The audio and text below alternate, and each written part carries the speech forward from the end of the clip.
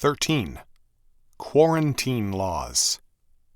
The commandment, "Thou shalt not kill," has as its positive requirement the mandate to preserve and further life within the framework of God's law. Basic to this framework of preservation are the laws of quarantine. In Leviticus 13 through 15, detailed laws of quarantine or separation are given. The details of these laws are not applicable to our times in that they have an earlier era in mind, but the principles of these laws are still valid.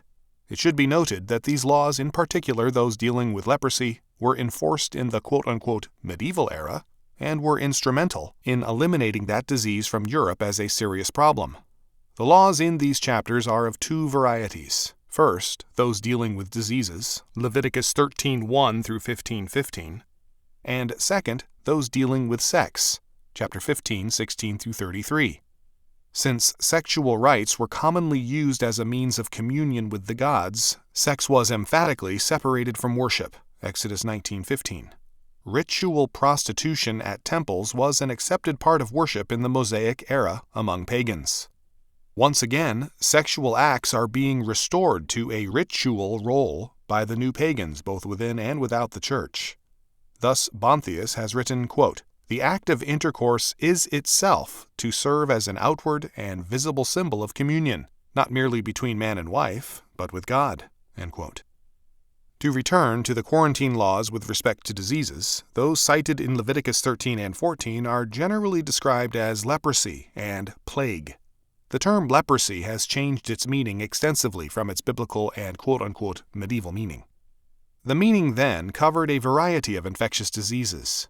In terms of this, the meaning of this legislation is that contagious diseases must be treated with all necessary precautions to prevent contagion. Legislation is thus necessary wherever society requires protection from serious and contagious diseases. The state has therefore a legislative power in dealing with plagues, epidemics, venereal diseases, and other contagious and dangerous diseases.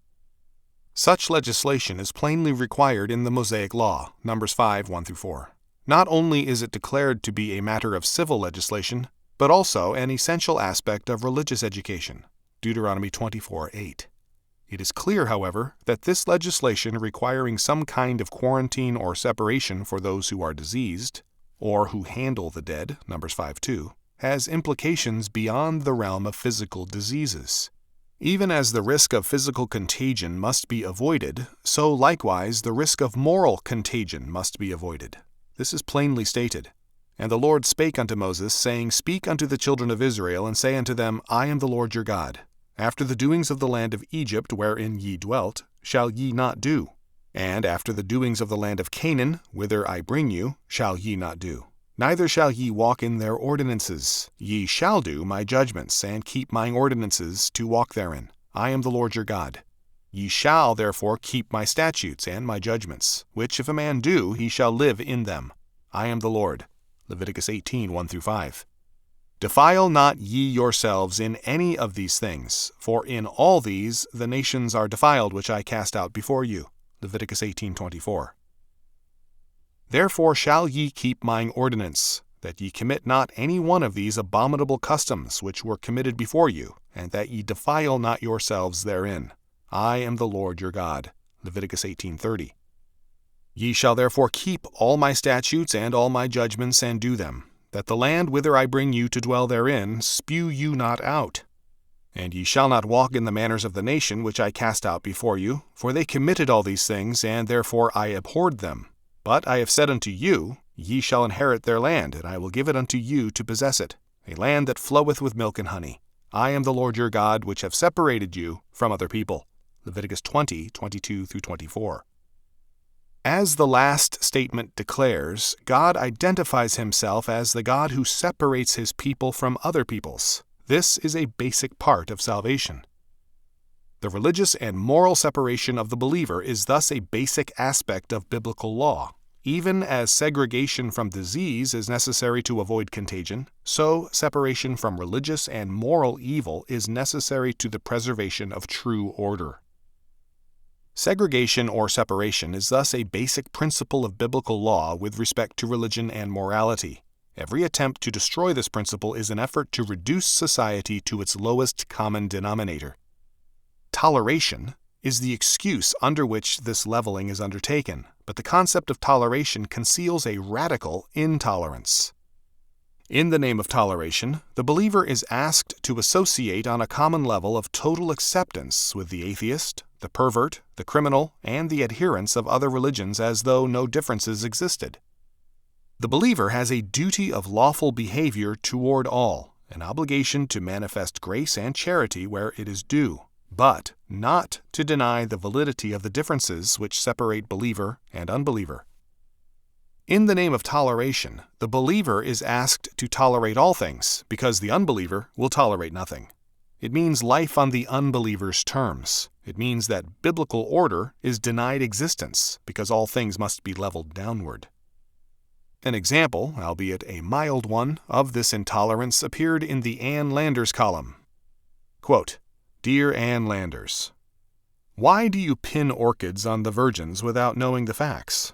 If you could see some of those white flower girls, you'd know they couldn't give it away. Why not use your valuable newspaper space to praise the sought-after sexy girl who is constantly chased by men and is sometimes caught? I'm a woman in my middle 40s who has worked 10 years with young girls in a steno pool. I see the goody-goody types in their little white shirt-waist blouses and Oxfords, so smug and proud of their chastity, as if they had a choice. They make me sick. Only last Friday, a darling little redhead, just 21, sobbed out her story in the ladies' room.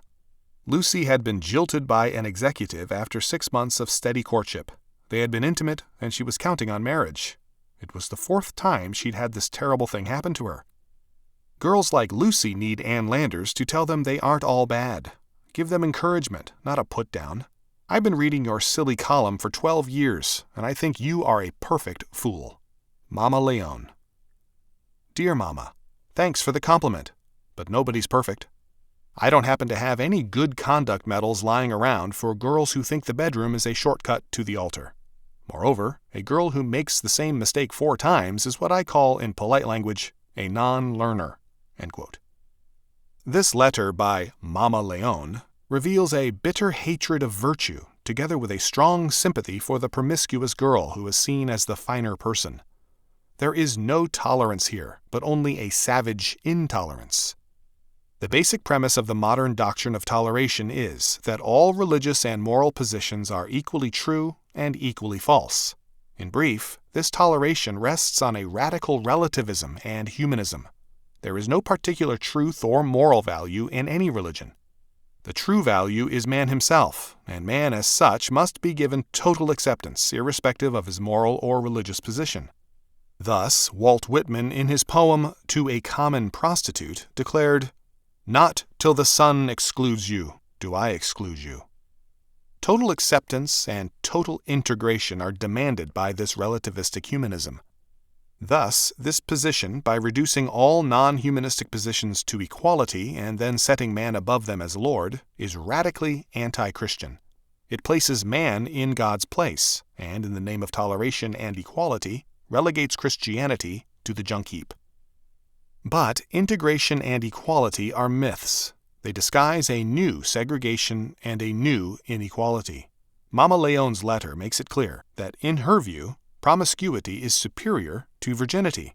This means a new segregation. Virtue is subjected to hostility, scorn, and is separated for destruction. Every social order institutes its own program of separation or segregation. A particular faith and morality is given privileged status, and all else is separated for progressive elimination. The claim of equality and integration is thus a pretext to subvert an older or existing form of social order. State control of education has been a central means of destroying Christian order. It excludes from the curriculum everything which points to the truth of biblical faith, and establishes a new doctrine of truth. In the name of objective reason, it insists that its highly selective hostility to biblical faith be regarded as a law of being. Education is a form of segregation, and in fact a basic instrument thereof as well. By means of education, certain aspects of life and experience are given the priority of truth, and others are relegated to unimportance or are classed as wrong. Education inescapably segregates and classifies all reality in terms of certain premises or presuppositions.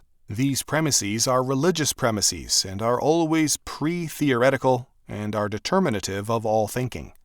Not only education, but law also segregates.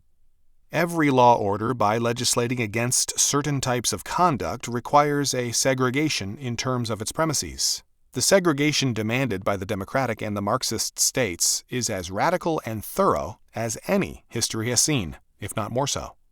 All religions segregate also, and humanism is certainly no exception. Every religion asserts an order of truth, and every other order is regarded as a lie. Humanism is relativistic with respect to all other religions, but it is absolutistic with respect to man. Man is the absolute of humanism, and all else is treated as error. Segregation, separation, or quarantine, whichever name is used, is inescapable in any society. The radical libertarian claims that he will permit total liberty for all positions, that is, a free market for all ideas and religions.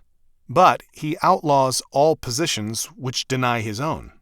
In the academic world, these libertarians have proven to be ruthless enemies of biblical faith, denying its right to a hearing. The state cannot exist in such a libertarian order, nor can the church, except on the enemy's terms. The new libertarians are congenial to Marxists, but not to Christians. While ostensibly against coercion, they are not above a common front with Marxists, as the libertarian journal Left and Right indicated.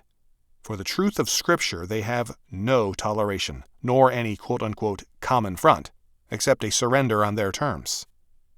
Every faith is an exclusive way of life. None is more dangerous than that which maintains the illusion of tolerance. An openly heartless faith is surely dangerous, but a heartless faith which believes in itself as a loving agent is even more to be feared. Because no agreement is possible between truth and a lie, between heaven and hell, St. Paul declared, "Wherefore, come out from among them, and be ye separate, saith the Lord, and touch not the unclean thing, and I will receive you." 2 Corinthians 6:17.